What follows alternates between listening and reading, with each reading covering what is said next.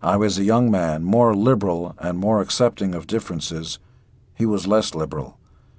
One of the things I came to understand was that when you had seen what he had seen, when you had witnessed your family murdered by people supposedly representing your government, you didn't necessarily believe in liberal politics. In 1976, Kiss went over to Europe for a major tour. We arrived at Heathrow Airport in London and came off the plane in full makeup. The press was all over us, and we drove around to all the sites and had pictures taken for the magazines. I was in awe, because it was England, the home of the Beatles. It was like a pilgrimage to Mecca. One of our female aides in England was an attractive Indian woman. By the time we got to our hotel, I convinced her to be my guest in my room. It was a fine welcome to a new country. Our hotel overlooked Hyde Park. It was a medium-quality hotel, but it prided itself on archaic notions of proper behavior. For instance, when I had female visitors, they were not allowed to visit me in my room, so I had to sneak them in. British nightlife was just as rewarding as American nightlife.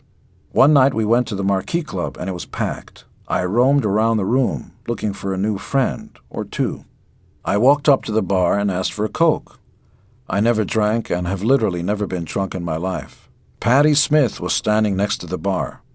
I don't recall saying a word to her. I was more preoccupied by the two stunning girls standing at the far end of the room.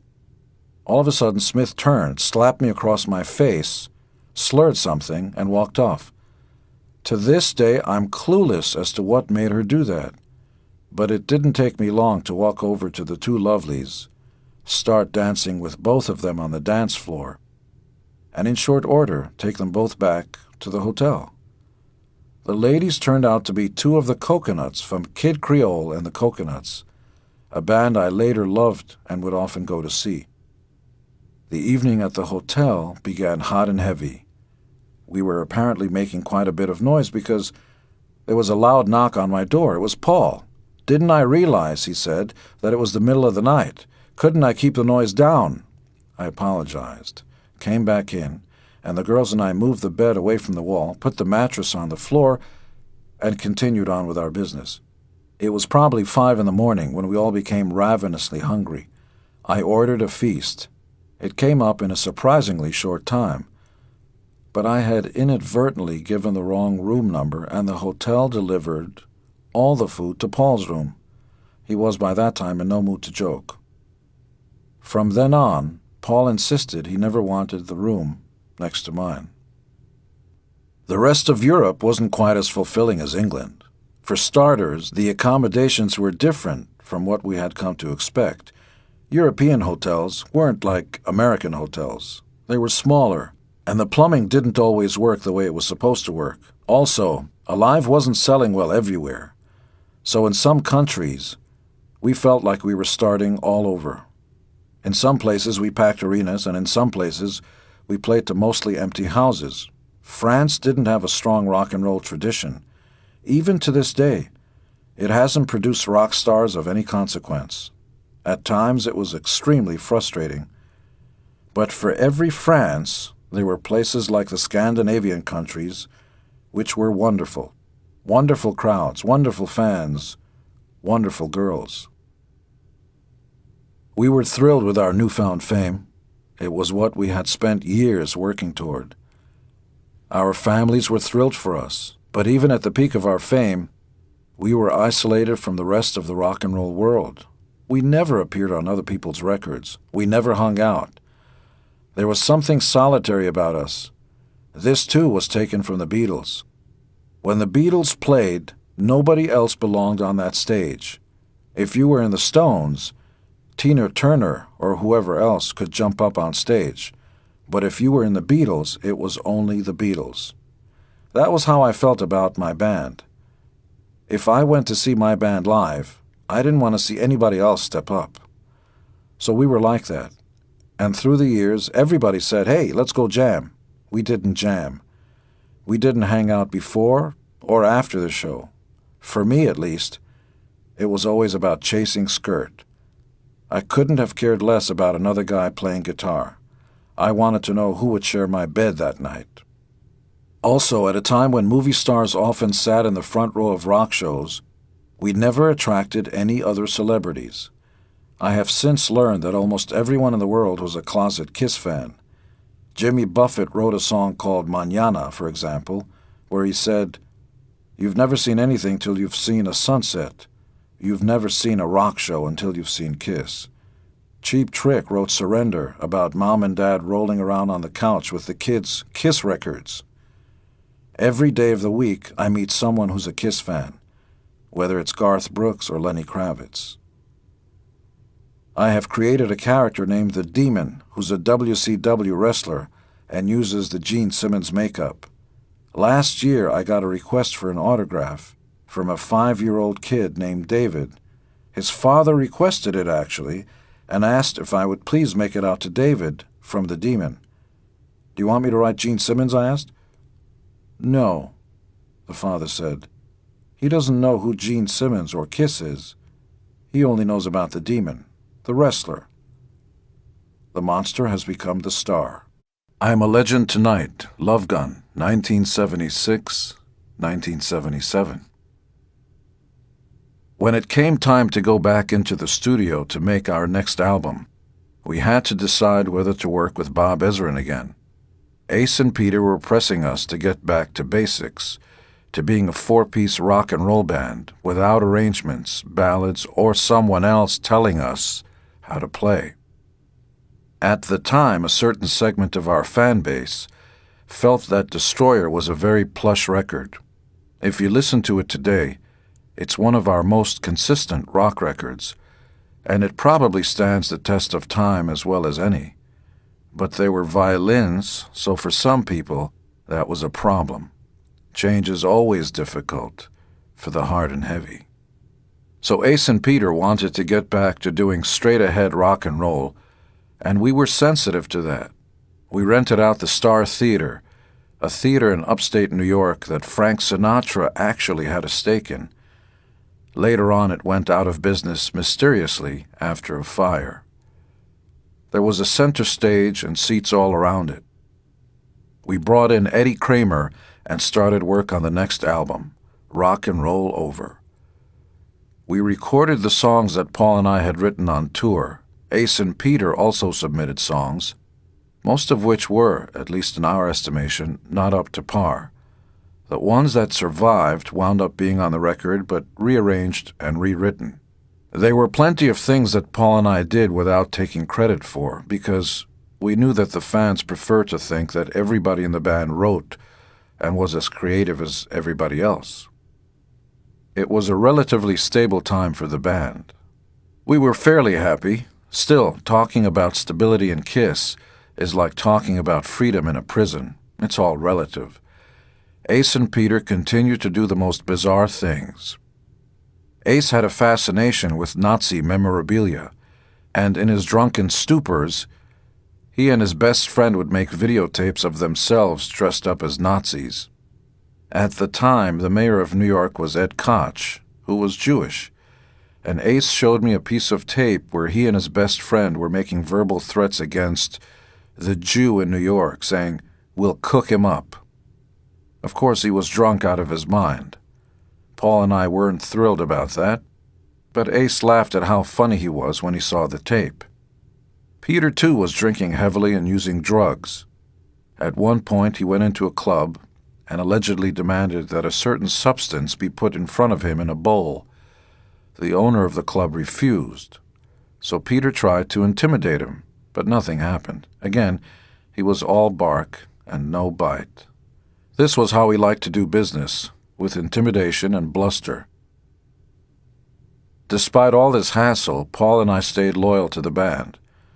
No matter what the lunacy was, the band was together. In retrospect, it might have been a mistake. We would have saved ourselves a ton of headaches if, at the first sign of trouble, we had made changes in the band. Throughout this time, Ace and Peter were begging us to do exactly that. Later, when Ace made his solo album, he went on record and said that if he hadn't left the band, he would have killed himself, because he said he wasn't allowed creative freedom within Kiss. But once he left the band, he went bankrupt, filed Chapter 11, and became a bigger drug addict than he ever had been, I'm sorry to say. Ace, God bless him, has told me he believes in extraterrestrials, ghosts, karma, and other bizarre things. He has a lucky number, which is 27. If he gets change from a cashier and he's got 2 pennies and a quarter, he'll stare at them until you ask him what he's doing, and then he'll say, "Look, if you add up these coins, they become 27. Or if you're in a restaurant and the prices of the specials are on the board, he'll add up those numbers to figure out what to order. If a number there interferes with his lucky number theory, he'll just discount it. At one point I told him, "Ace, I think you better pick another lucky number. You haven't been so lucky." But he doesn't understand. He's the kind of guy who will come back from Las Vegas and tell you about how much money he's won without saying a word about how much he's lost. Fame creates monsters, and I'm not just talking about Ace and Peter. I'm also talking about myself. At around this time in 1977, we hired a new road manager, Frankie Scanlaro. He was on the shorter side and round, and we loved him. He missed his calling in life because he constantly kept all of us laughing. Frankie had been through the rock wars with other bands. He had heard all the drug and booze stories, and he was wise to Ace and Peter. He was also wise to Gene and Paul. He gave all of us nicknames. Once he got to know us, these names reached right down to the core of who we were and what each of our personal agendas was. One of Peter's nicknames, for example, was Peter Long, because he was always complaining. He was also called the Ayatollah Chris Cola and Mr. Misery. Ace was high-octane because he was frequently tanked. Paul was the he-she because of his androgynous appeal. I was Gene the Nazarene. Frankie thought, rightfully so, that I had an inflated sense of myself and that I thought everyone else was an idiot. He would often say, "Oh, thank you so much for talking to me. I feel so honored. I want to grow up to be exactly like you." He kept bowing to me and scraping. It was humiliating, but I deserved it. In the mid-70s, we were popular enough that teenagers and even younger kids were buying our records, and that meant lots of other Kiss products were in demand. Halloween masks, lunchboxes, stickers for school notebooks, pencil erasers. Moving forward with the merchandising changed the complexion of the band. It changed the size of the vision, the shape of our projects, everything. And it wasn't greeted with universal support from the band. Ace and Peter didn't like it, because they didn't see the big picture, and even Paul was a little reluctant. Some things he saw as improper in a rock and roll context. Paul often would, and still does, shoot down ideas because he's more cautious. He tries to contain what we've got. Though I'm supposed to pick up the phone at all times and discuss new ideas with him, I often don't. I just plow straight ahead and do it. Whether it's Kiss My Ass toilet paper, or history books, or whatever, and later on, Paul and I have words with each other. They're never fatal disputes, though. They're spirited disagreements. I would sit up and do drawings. In fact, I came in with an idea called Kiss World in 1976 that I had our lawyers trademark. I wanted 10 flatbed trucks with everything inside them, designed so that when they pulled up to the state fair, the walls of the trucks would open up and flatten out so that all the trucks connected to each other. There would be stairs, and in the middle a big tent, and all of a sudden you would have a facility. You wouldn't have to rent out a venue. Instead, you would go to an open field where you would sponsor Kiss wet T-shirt contests, run concert film, host Kiss tribute bands, and most important, sell Kiss merchandise. I had it all designed, but the band decided not to do it. It was too big, they said, and too commercial. To this day, I stand by it. Initially, everybody thought these ideas were cheesy, but now, no matter who you are, you remember your first Kiss lunchbox. Many people still have theirs. Every once in a while, I would see a band that I knew was going to be big. Van Halen was one of them. I saw them in a club, the Starwood, in 1977. I went with Bebe Buell, a model who was friendly with a number of rock stars. She's perhaps better known today as the mother of the actress Liv Tyler. Bebe and I were going to see a band called The Boys, and opening was a new band called Van Halen. Within 2 songs, I knew they were going to be huge. Strangely, they did only okay at the club. People liked them, but it wasn't a maniacal response. But I knew. I went backstage, went over to them, and introduced myself. I went right into business mode. I wanted to know their plans. They had a potential backer who was a yogurt manufacturer. I said, "Please do me a favor, don't do that. I'll fly you to New York. I'll produce your demo." I signed them to a contract. Immediately, I started to bring them around. In Los Angeles, we went into Village Recorders, and in New York City, I bought David Lee Roth some leather pants and belts and platform shoes. Then I produced their demo at Electric Lady Studios, 13 to 15 songs, most of which wound up on the first and second albums. Some of those were my arrangements. The next step was to try to convince Bill Aucoin and the rest of Kiss to sign them. But the rest of the guys in the band were angry that I was turning my attention to other acts, and Bill Aucoin thought Roth looked too much like Black Oak, Arkansas. He didn't get it. I told Eddie Van Halen and the others that even though they were signed to me, I would try again after Kiss toured.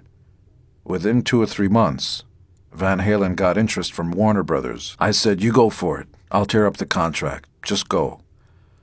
Though this was the first time I got interested in a younger band, it was by no means the last. I would have plenty of other opportunities to work with groups, starting their careers, or to help remake the careers of older artists. Working with bands other than Kiss was liberating in some respects, because I could share everything I had learned about the record business. And often, naivete about the business is what does young bands in. Kiss had conquered America. We had conquered Europe, and then in early '77, we went to Japan to play a series of sold-out shows at Budokan in Tokyo. We learned later that we had broken the Beatles' record there. We didn't know anything about Japan. When we landed there, we did the same thing that we did in England, which was to walk off the plane in full makeup and outfits in case there were any reporters. Well, that was a great plan, except that the Japanese customs officials didn't let us into the country because they didn't believe that we were the same people as those pictured on our passports. So we had to take the makeup off, pass through, and then put it back on before we went outside. When we finally emerged from the airport, there were about 5,000 Japanese fans outside. The Japanese promoter, Mr. Udo, had arranged to have duplicate cars, and most of the fans ran after the duplicates while we snuck out the back and jumped into other cars. But enough of the fans figured it out and came after us. I really thought we were going to die. There were just so many people crushing us. They were on top of the cars. They could physically lift up the car. It was major Kiss mania, like what you see in the Beatles' A Hard Day's Night, but bigger, because the cars were being rocked and rolled, and it wasn't just girls, but guys as well. We later learned that the Japanese fans felt a great kinship with us because of our makeup, which looked like kabuki theater makeup, but also like the Japanese superhero shows. In the same way that some of our early American fans were black because they didn't see us as either white or black, the Japanese took to us because they didn't see us as American or Asian. The girls in Japan were also wonderful, very willing, and very available. The interesting thing about Japanese women, in my experience, is that they have a little girl quality, a certain innocence about their sexuality. Coquette is a French word, and that concept just doesn't exist in Japan, at least as far as I saw. For instance, when Japanese girls orgasm, a peculiar sound emanates from them that almost sounds like a baby crying. Japan wasn't just another country. It was more like another world. Within the country, we traveled by the bullet train, the fastest train in the world. The Japanese fans, and especially the girls, would follow us everywhere we went. They would giggle, give us presents, and break into hysterical crying fits in front of us. Peter brought Lydia, his wife, with him on the Japanese tour, so outside of work, we didn't see much of him. Ace, on the other hand, was full of piss and vinegar. One night he knocked on my door and appeared in front of me drunk, out of his mind, in full Nazi uniform with his friend, saluting and yelling into my face, "Heil Hitler!" I have pictures. Ace knew how I felt about Nazi Germany. He knew that my mother had been in the concentration camps and that her whole family had been wiped out, but that didn't stop him. Many years later, during the 2001 Kiss farewell tour in Japan, drummer Eric Singer, who had taken over for Peter Criss at the time, jokingly started calling Ace Race Fraley. During one of our off days in Japan, the band went to a nightclub where we were met by a gentleman who introduced himself as Gon. He was stout and powerful and could clearly take care of himself. We didn't speak Japanese, so we relied on our translators. We went over to our VIP section, and within seconds, girls started to line up and pass by us and giggle. The man next to me was of some importance, I could tell, because when he put a cigarette up to his mouth, 2 other men nearby immediately lit it for him. We exchanged pleasantries. I learned later that he might be from the Yakuza, the Japanese mob. One of the girls in the crowd reached out, and we shook hands. Gon broke off the contact, spit in her face, and raged at her in Japanese. She cried and ran off. The translator explained that Gon was merely doing what he thought was proper. He was there to protect us, and she was not worthy of touching me. This was clearly a completely different culture. At one point, I got up to go to the dance floor, and security men followed me. Most of the Japanese are smaller than Americans. A Japanese girl might be 5'2". One of the girls, a beauty about 5'8", made eye contact with me. I immediately went over and took her hand and pulled her toward the dance floor. She smiled. I told her I wanted to go back to the hotel, but the music was too loud. All she did was keep smiling. We got inside the hotel, and I tried conversation, and then it dawned on me that she couldn't speak a word of English. It didn't seem to matter, though. We didn't need to talk. The next day, one of our security guards told me she was a famous Japanese television star. Right before commercial breaks late at night, Japanese television would show a shot of a beautiful, naked girl smiling into the camera. When we got back to America, our press office showed me a press clipping from Japan. There she was, smiling her smile in front of countless members of the Japanese press. The translator explained that the title of the article was "My Night of Passion with Gene Simmons." I didn't mind. I was actually quite flattered. She was gorgeous. Even though Love Gun, which was released in 1977, was our 3rd album in a row to ship 1 million copies, the band came apart at the seams during that time. It wasn't that we were breaking up, but people were starting to need their own space again. We had been together for 5 years, which is coming up on the typical lifespan of a band. I always had the sense that the Beatles were around forever. But when you look at the number of years, it's astonishing how brief they were. Only a decade of existence, and only 7 years of recording from Meet the Beatles to Let It Be. The strain was pulling us apart, but it was also pushing us forward into new projects and uncharted waters. From the beginning, I had been heavily indebted to comic books, and in 1978, we made good on that relationship by getting a comic book of our own. First, a Marvel artist named Steve Gerber, who was a big fan, put us in the last 2 issues of Howard the Duck. We were demons who possessed Howard. Marvel noticed that those 2 Howard the Duck issues soared in sales even though we weren't on the cover, so they approached us about a Kiss comic book. Someone arranged for me to meet Stan Lee, the head of Marvel. He was a god to me. As a kid, I had sent a letter to Marvel critiquing something, And I actually got a postcard back signed by Stan Lee saying, "Never give up." It was signed Stan. And I thought, that's it. I've made it. Marvel Comics were so important to me because heroes like Spider-Man had these screwed-up lives that contrasted with their superhero lives. Superman, which was a DC comic, was a classic concept, but I didn't read Superman as loyally. He wasn't a teenager. He didn't have problems. When Stan Lee and I met, I told him his real name was Stanley Lieber, and that Larry Lieber, one of the inkers at Marvel, was his brother, and that Cadence Industries owned Marvel. I knew his secretary's name, which was Flo Steinberg. He was floored. We talked and found that we were kindred spirits. He had changed his name because he didn't want people to know he was Jewish, as had I. The wings on my outfit were influenced by a character called Black Bolt that Stan Lee had created. As the Kiss comic book project moved along, someone came up with the idea of putting real blood in the ink. It wasn't me. Maybe it was Bill or Sean. We got into a DC-3, one of those big prop planes, and flew up to Buffalo to Marvel's printing plant, where they pour the ink and make comic books. A notary public actually witnessed the blood being drawn. The comic book, which was published in 1978, became Marvel's biggest-selling comic book.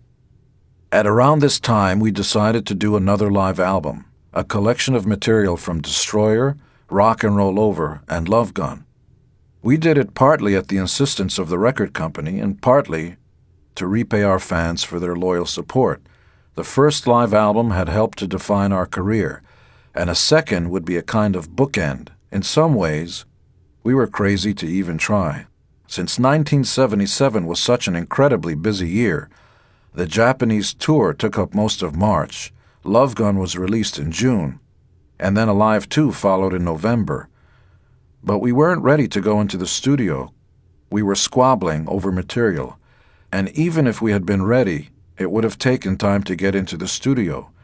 Because we didn't want fans to feel cheated, we wrote new songs for one side of Alive 2. When we finally went into the studio, Ace simply never showed up. We had to use other guitar players like Bob Kulick and Rick Derringer. Ace was more furious than ever. "How could you do it without me?" he raged. How could we? Because these other guys showed up. This wasn't the first, nor would it be the last of countless times Ace would turn his back on the band. Regardless, even without Ace, Alive 2 went on to be another multi-platinum double-disc set. Midway through 1978, Hanna-Barbera, the famous cartoon producers, approached us about being in a movie. We had already been in Howard the Duck and in the Marvel comic book. We had an initial meeting and they told us about the idea, and we shrugged our shoulders and said, "Sounds fine." The movie was shot at an amusement park called Magic Mountain, which had the biggest roller coaster in the world. We were literally never on a soundstage. The entire story took place in the park. The story was, a mad scientist was terrorizing visitors to this haunted amusement park. Kiss helped to unmask the scientist and solve the mystery. The director of the movie was Gordon Hessler, a director of action and suspense movies. He was actually very sweet about it. He would do a shot and ask us how things went. What did we know? They basically shot around us because we were the stars. We took 2 hours to put our makeup on. By that time, Ace and Peter were miserable. Kiss was on the covers of all the magazines, but it was often a solo shot only of me. Sometimes Paul got a cover, but it was hardly ever Ace. And it was never Peter. This wasn't anything I planned. The press picks up on whoever they pick up on. Ace and Peter thought I arranged and connived to keep them off the covers. They still had their chance. We had 2 writers with us who were writing the script for Kiss Meets the Phantom of the Park, and they wanted to get a sense of how everybody talked before they wrote the script. Ace in those days was non-communicative. He didn't say much. No matter what you said to him, he would make the parrot sound, "Awk!" Nobody understood it, and when he wasn't making the parrot noise, he would mumble nonsense to himself. 13 for a dozen, or I kills them all, one by one. and then he would laugh. These phrases meant something only to Ace, and nobody had a clue what he was talking about. When the script came in, Ace's character never spoke. He only said, "Awk." Ace was furious. He wanted to know why they didn't give him any lines. To their credit, they turned around and said, "What are you, nuts? You have never said anything to us except awk. We thought that's the way you want to talk." Ace said he had a lot to say. Well, he should have said it. When we did Kiss Meets the Phantom of the Park, the rest of the band was incensed, because the newspaper ads usually showed a much larger photo of me. If they showed any other figure, they were all in the background, and my face was 4 times the size of everybody else's. Paul and I have always had a kind of brotherly competitive thing, and we had quite a bit of back and forth over the years. Paul would get slightly angry because he perceived that I was dominating the band too much, or vice versa. But the ads for the movie, and particularly those in TV Guide, really bothered Ace and Peter. They felt they weren't as involved in the film as Paul and I were. We didn't really have a choice. First of all, Peter had been involved in yet another car accident. He skidded 400 feet before he crashed, and he wound up in the hospital. When he did speak in the movie, he was impossible to understand because of his thick Brooklyn accent, so his voice was dubbed by someone else. Even the simple matter of getting Peter and Ace in front of the camera didn't always work out. Sometimes they went missing. They just didn't come to the set. The only solution was to use doubles. For Peter, we had a 55-year-old guy, and we put makeup on him. For Ace, an African-American stunt double. Making the movie wasn't smooth, it wasn't easy, and it wasn't particularly fun. But like almost everything else we did then, it was a success. Kiss Meets the Phantom was eventually shown on NBC at Halloween. Because the television ratings were so strong, AFCO Embassy released it theatrically outside the United States. When we toured Canada, I saw it at a movie theater. When we toured Australia, I saw it at a drive-in. That was very bizarre, because I had grown up worshipping Bela Lugosi and Boris Karloff, and here we were running through a freak movie meeting Frankenstein and Dracula. The problems kept surfacing, though. Most of them originated with Ace, who kept shooting himself in the foot, and Peter kept following right along. At one point, Ace started saying, "That's it, I'm leaving. I'm going to do my own solo record." So Bill Aucoin said, "Look, don't leave the band. Let's all do solo records. Maybe what we need is time away from each other." Everybody agreed. Then She Kissed Me, Life with Cher, 1978. The first time I met Cher, it was 1978 at a party Neil Bogart was throwing for Casablanca. I didn't really know any of the other people there. I knew some by face and by reputation, but not personally. At some point in the evening, I found myself talking to Cher. I introduced myself, and she didn't believe that I was who I said I was. It turned out that her daughter, Chastity, was a Kiss fan and had encouraged her mother to go to the party because she knew Gene Simmons would be there. But Cher apparently had it in her mind that she would be meeting Gene Simmons, the movie actress. She didn't make the connection. At that time, I was starting to think of ideas for my solo album, which I envisioned as a big production, with tons of guest stars and a circus atmosphere. I thought it would be great if I could get Cher to sing on the record. At the end of the night, I went over to her place. In the limo with us was Welcome Back Kotter's Marcia Strassman, who warned Cher about my wandering eyes. Normally, this would have meant one thing, and one thing only, but in this case it meant something else entirely. We were back at her place, and before I knew it, we were talking about our lives, about where we had come from, about what we were like as children. All of a sudden, I started to feel the presence of another person in the conversation. This was a strange feeling for me. She was smart, interesting, and funny. At that moment, at least, I set aside the thought of it turning into anything sexual. The night went on, and Cher made some hot chocolate for the two of us, And we kept talking about things, her life, my record. I remember the hot chocolate because she put marshmallows in it, which I had never seen done. She seemed interested in the fact that even though I was a rock and roller, I could put a sentence together, and also in the fact that I was straight and had never been drunk. Cher had just come out of a relationship with Greg Allman, who had a reported serious substance abuse problem. Cher herself was always anti-drug. Early the next morning, 5 or 6 a.m., she drove me back to l'Hermitage Hotel, where I was staying. We parted and agreed to talk more about my solo record. I felt there was something brewing. Meanwhile, I wanted to see if she was interested in going out that evening. She said she was going to see the Tubes, the rock band, in concert. Great, I said. What time do you want me to pick you up? She explained that she had already invited her friend Kate Jackson, who was in Charlie's Angels at the time.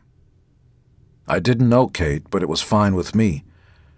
We ate dinner, the three of us, and then afterward headed over to see the Tubes. Usually at a concert like this, I would arrive with the audience and leave with the audience, but this was different.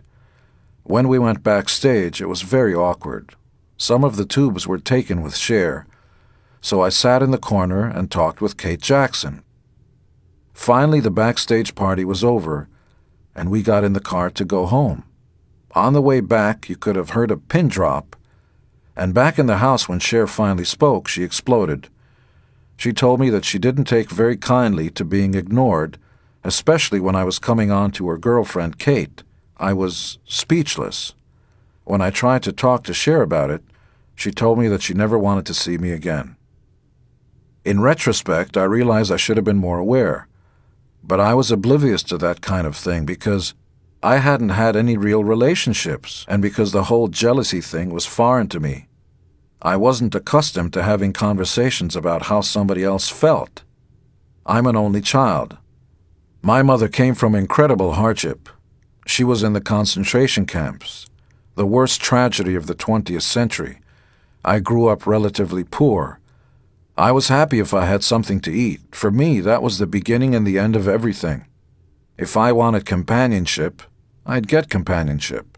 If I was tired, I went to sleep. Life was good, simple, and straightforward. Still, at first with Cher, it was neither simple nor straightforward. I called her from the hotel and said that I was going to New York to work on a record and that I would call her when I got there. Fine, she said. I can't talk to you now. On my way to New York and after I arrived, I was still thinking about her.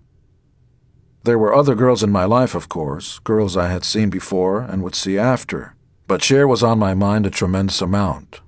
During the day I kept calling her under the pretense that I wanted her to sing on my record. We would speak for hours on end, and I found her fascinating. Our conversations usually got personal pretty fast, though. Early in our relationship, she had me talking about this situation with Kate and how she was angry that I had given attention to another woman. This seemed fair to me. It made sense. It was reasonable. And most of all, it was compelling to me. There I was in New York with plenty of other women. My old life was back, except that it wasn't back at all. Part of me was thousands of miles away, with Cher. One night, while I was in the company of a beautiful young woman, the phone rang. It was Cher. And before I knew it, we were talking again. She wanted to know when I was coming back to California. She wanted to know when we could sit down and talk about the record. So then we started talking about us again, about Cher's feelings, about what she wanted from me. It was a strange situation, made stranger by the fact that there was this beautiful girl in the other room waiting for me. I liked this girl, but there was something about the woman on the other end of the phone, this woman I hadn't been sexual with yet, that I couldn't ignore. In New York, we were working on a new greatest hits album, Double Platinum, and specifically on a new disco version of Strutter. This was Neil Bogart's idea. He wanted to mix his two biggest properties, which were Kiss and disco. It was pretty much the same song except for the drum track, which was added on later. I didn't care for the version and didn't really have much to do with it. At any rate, right when we finished recording the new version, I told the other guys that I had to leave. I was going out to California to see what was happening with the Cher situation. If you had known me at any time before that, you would have been sure that the guy standing in front of you in the studio was an imposter, leaving without putting the final touches on a song and flying off to see a girl just wasn't something I did. But I was new to this relationship thing. Cher met me at the Los Angeles airport in jeans and a t-shirt. At the time, that was still one of the major differences between the coasts. California had already gone casual. It was all about dressing natural and looking natural. In New York, if you had money, you showed it on your back, silk shirts, leather pants, all those kinds of things. No one wore jeans and t-shirts except for bums. New York was the Dolls. L.A. was the Doobie Brothers. From the airport, we took a limousine back to her place. I must have expected things to accelerate immediately, must have expected there to be some activity in the car. But she threw me a curve. There was no sex in the car, just cuddling and holding hands. There was just this kind of giddy sensation that wasn't like anything I'd ever experienced before. When we got back to her house, it was more of the same. Hot chocolate, giggling. I had my suitcase with me, and for all intents and purposes, and before I knew it, I moved in right then. Within the Kiss world, the fact that I had gone to California was causing some ripples of discontent. For starters, Ace and Peter didn't like it. They thought it meant they were a secondary priority, that something else was more important to me, and they felt threatened by it. Interestingly, some of the fans felt the same way. It was similar in some regard to what happened with the early British bands. Managers routinely suppressed information about the band members' steady girlfriends, and in some cases even wives, because those realities didn't harmonize with the way fans wanted to see their pop idols. This situation was roughly equivalent. Kiss fans wanted to see us as hard-working, tough-living New York musicians, reviled by critics, aggressively outside the rock establishment. The idea that one of us was living in California with a huge pop star, a huge television star, wasn't immediately accepted. The one person who understood my situation, even though at first he didn't approve, was Paul. He had gotten a taste of California over the years. Whenever we had stopped there to record or tour, and when I went out west to live with Cher, he started to see Cher's sister, Georgianne. They got along so well that I thought they were going to get married. It didn't happen, but it wasn't because Paul was against marriage in principle. He had always wanted to get married, always wanted to have a monogamous relationship and children. Life with Cher was a real adjustment. To start with, I had a whole new group of friends, actually. That's not quite accurate. They were more like acquaintances, mostly people Cher was close to, from Dolly Parton to Kate Jackson to Jane Fonda. At first I felt quite awkward about that situation because the idea of celebrities hanging out with celebrities always struck me as a bit odd. Slowly, though, I got more comfortable. The fact that they were actors and not musicians helped. For one thing, actors could put a sentence together. That's a huge difference. That's their business. They communicate and look you in the eye, and they were able to appear in public without being seen as freaks. Being in Kiss, by contrast, didn't prepare us for the social world. We didn't have very good people skills because we were so sheltered. Nobody even knew what we looked like without makeup, and we hardly ever saw people except in hotel rooms because we were always hiding from the paparazzi. Still, when I first arrived in California, I was walking around on shaky legs. With groupies, I didn't have to explain who and what I was. Suddenly, I'm going around with Cher and being somewhat of a father to Chastity and Elijah, going on walks, having conversations. I remember once Cher woke me up early in the morning. We had moved to her Malibu home. I said, "What? What?" It must have been 6 in the morning. "Let's go running," she said. "Where to?" I put on my leather pants and silk shirt and snakeskin boots. "You can't dress like that," she said. "Why not?" "Well, you've got to put on these sneakers and shorts because we're going to go run on the beach." "Why?" I said. I was dumbfounded. I mean, you didn't do that in New York, not in 1978. Jog was not even a word I knew. In New York, it was always too cold to run. And where were you going to run, anyway? It was something you did when somebody was chasing you. So we went. There I was, running alongside Cher in my snakeskin boots, and I could barely stand up because my boots were sinking into the sand.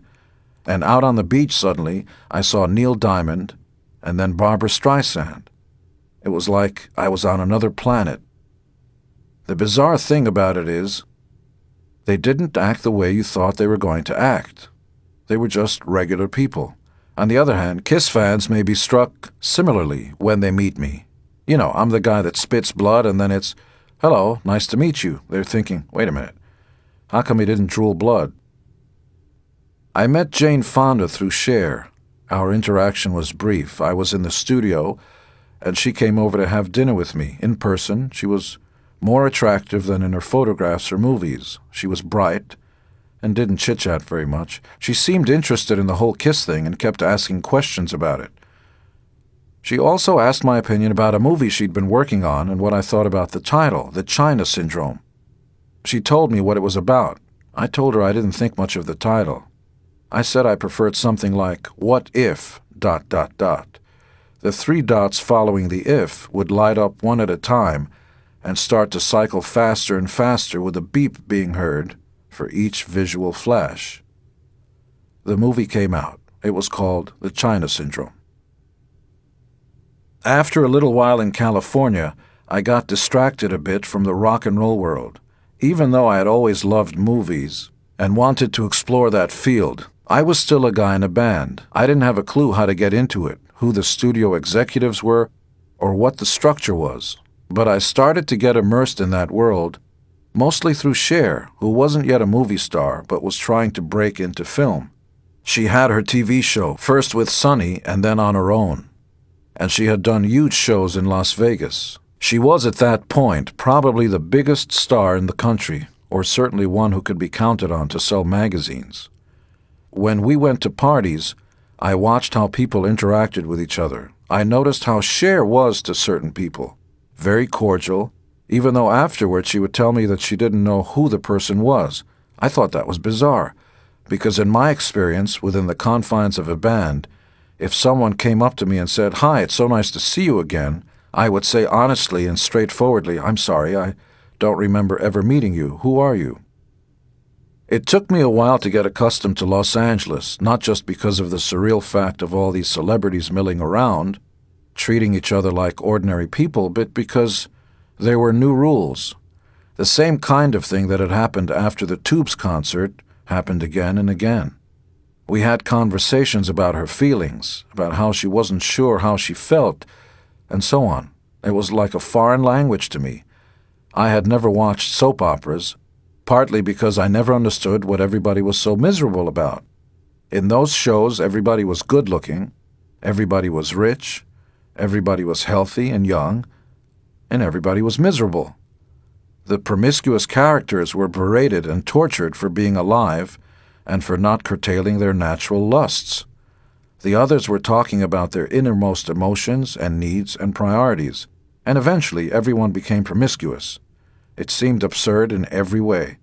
And then all of a sudden, here it was in my own life, Cher telling me, "Here's how I feel, and here's what it means," and asking me, "What did you mean by that? And how do you feel?" I had absolutely no expertise in communicating on that level. The first question I kept thinking of, over and over again, was, why are we even talking about this? If you want to be with me, you are, and if you don't want to be with me, you're not. It's simple. Nothing you have to verbalize. I was being related to in a different way, for the first time in my life. Mostly the girls I'd met didn't have a lot of conversational skills, or they weren't really interested in flexing those muscles. They were just excited to be there with me, whether we were backstage or in a hotel room. Granted, I'd see some of them more than once, but by and large, our relationships were purely sexual. With Cher, though, I had met somebody who could hold her own in a conversation, who had her own feelings and her own points of view about everything. For example, Cher had her own opinions about the women I had been with.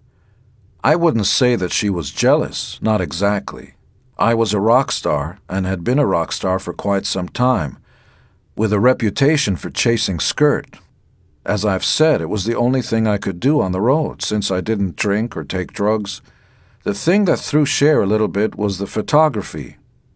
Since 1976 or so, I had been taking pictures of the girls I'd been with, sometimes film footage.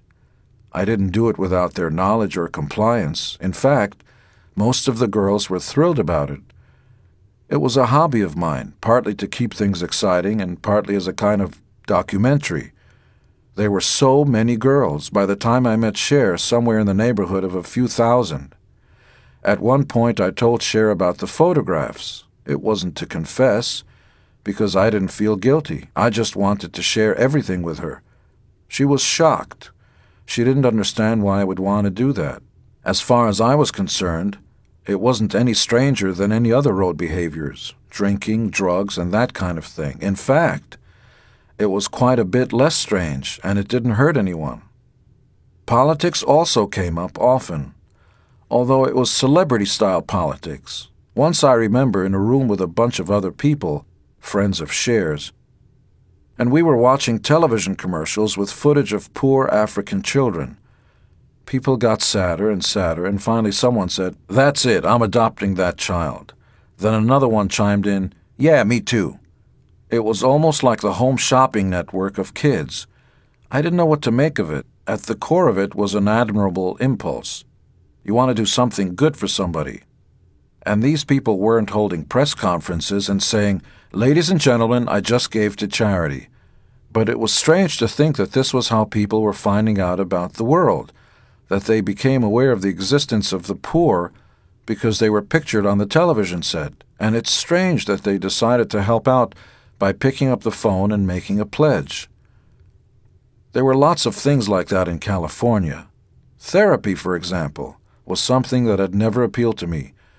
Paul was big into therapy, and he used to tell me that my attitudes towards women and my reluctance to commit to a marriage would eventually create a huge conflict in my psyche, and then my world would crack, and I would have to go into analysis to figure out why I was doing what I was doing. Again, I thought this was bizarre. I was doing something I enjoyed, and it wasn't hurting me. It made life worth living, and I liked it. Ironically, much later, Paul's therapist actually ended up working for Kiss in a completely different capacity, a business capacity, and then he flipped out in front of me and Paul. So much for therapy. California was also awash in est, and in meditation, and in Eastern mysticism. I didn't have much use for any of them. Even when the Beatles were going through their Maharishi phase, I felt betrayed. You idiots, I thought. While India may be a spiritually brilliant country, spirituality meant nothing to me. Children are dying there every day of starvation. I'd rather be unspiritual and fed than spiritual and starving. Sorry. This was always my philosophy. Pragmatism. Let other people go into trances and think about spirituality or Werner Erhard. I'd rather concentrate on having something to eat, the here and the now. Be glad you can get a good night's sleep and eat a good meal, and if you're lucky enough, have somebody attractive sharing your bed with you. That's about all there is to life. People magazine did a couple of cover stories about Cher's and my relationship, and though I was used to the idea that photographers tried to capture me without my Kiss makeup, this kicked it up tremendously.